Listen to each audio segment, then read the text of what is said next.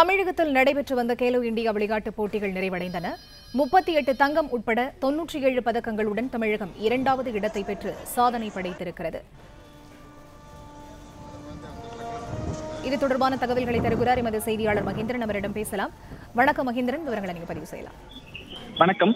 தமிழகத்தில் 6வது கேலோ இந்தியா இளையோர் விளையாட்டுப் போட்டிகள் கடந்த 19ஆம் தேதி தொடங்கி சென்னை, கோவை, மதுரை மற்றும் திருச்சி நகரங்களில் நடைபெற்று வந்தது. இதில் kabaddi, judo, squash, fencing, boxing உள்ளிட்ட பல்வேறு பிரிவுகளில் விளையாட்டுப் போட்டிகளானது நடத்தப்பட்டது.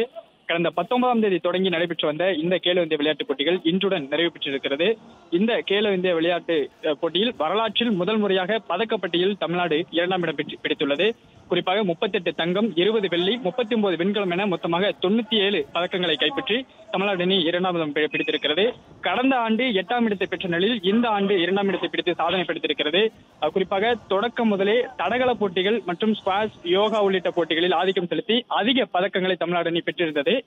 கடந்த 2019ஆம் ஆண்டு கேலோ இந்தியா விளையாட்டுப் போட்டியில் 88 பதக்கங்களை வென்று 5ஆம் இடத்தை பெற்றதே தமிழ்நாட்டின் அதிகபட்ச சாதனையாக இருந்த நிலையில் இந்த ஆண்டு 97 பதக்கங்களை கைப்பற்றி 2ஆம் இடம் பிடித்து சாதனை படைத்திருக்கிறது.